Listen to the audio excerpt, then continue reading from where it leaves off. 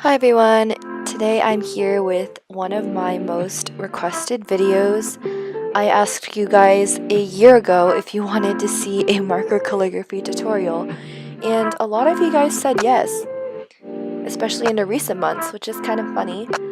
And, well, I finally decided to give you guys what you wanted 1 year later. Which is like kind of a good thing, kind of a bad thing. Because on one hand, my calligraphy has improved over the years, but on the other hand, you guys have had to wait so long. So I really hope this video doesn't disappoint, and let's just get right into it. Hold on, one more thing before we get into the video. I'm thinking of making this calligraphy video like a 4-part series.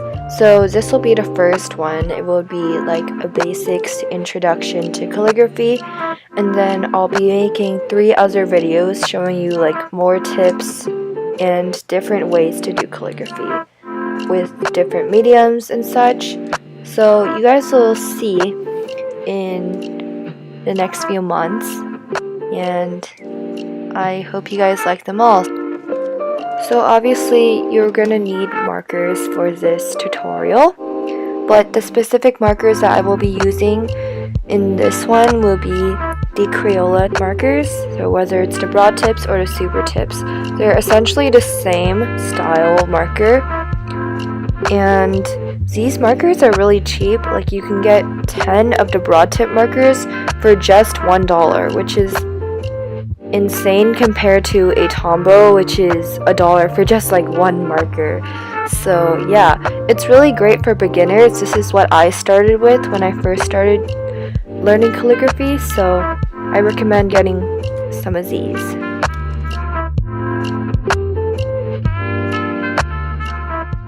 So as you can see, there are 2 portions to the nib of this marker that we will be using to create these varied strokes for calligraphy.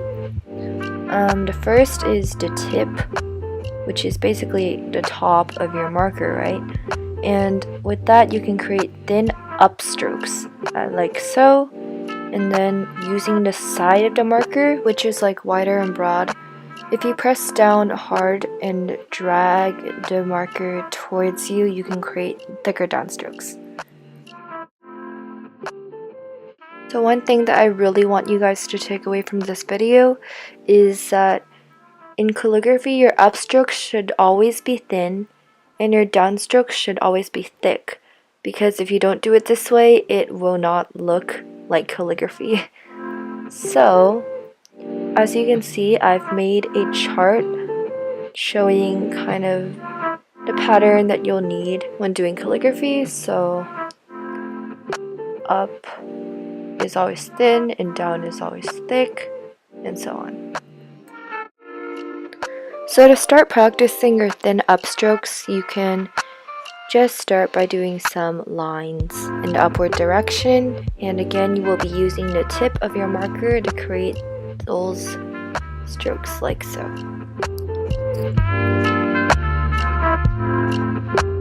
And then if you were to do the thick downstrokes, you can practice by doing some lines in the downward direction.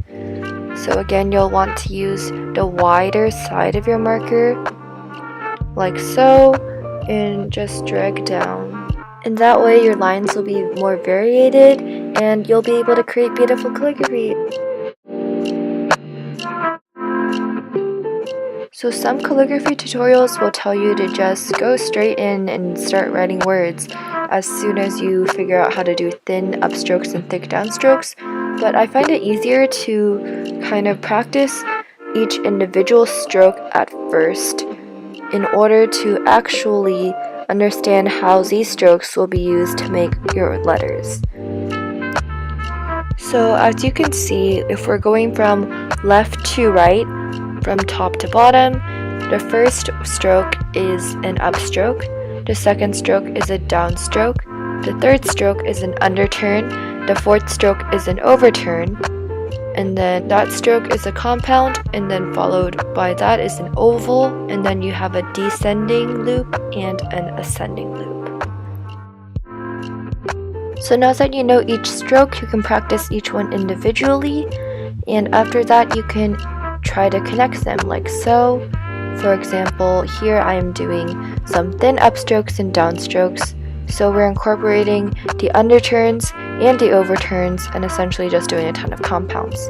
You can also do that the opposite way and do down and up, and you can also practice the ascending and descending loops by doing these S shapes.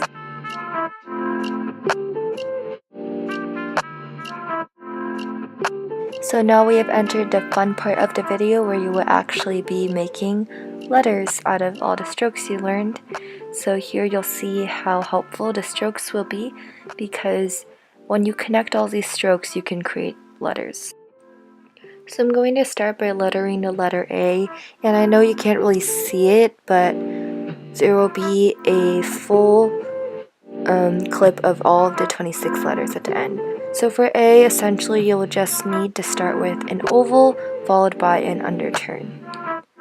And next for the letter B, you will start with an ascending loop followed by an oval and then an upstroke.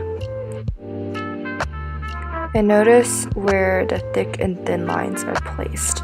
Thick is always down and thin is always up. For C, you will just need a thin upstroke, a thick downstroke, and another thin upstroke. And for D, you will need an oval followed by an ascending loop.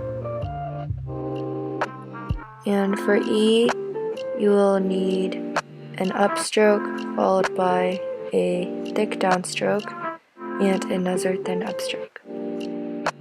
And here I'm just time-lapsing myself doing all of the letters. So here I've labeled each type of stroke and direction of the strokes used for each letter, so feel free to pause, take a screenshot of this clip, and refer back to it when you are practicing your lettering.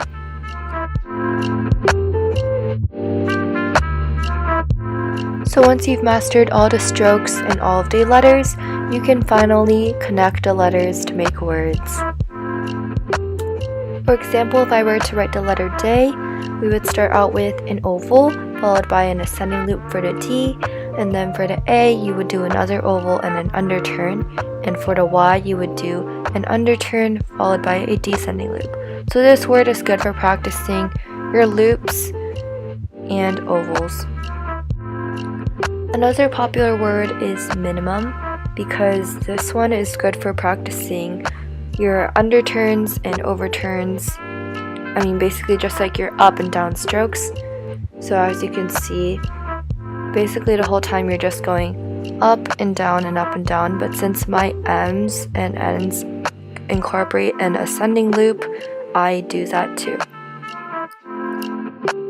And overall, it doesn't really matter what kind of words you want to do, you can practice with any of them, but the key to really mastering calligraphy is to just practice. I started out with quite horrible calligraphy, and you can see that after a couple years of practice, I have really improved. So I hope you guys find joy in lettering and continue to practice and just don't give up, because in the end, you'll have beautiful handwriting too. Thank you so much for watching, and I hope you guys enjoyed. I'll see you guys next time. Bye!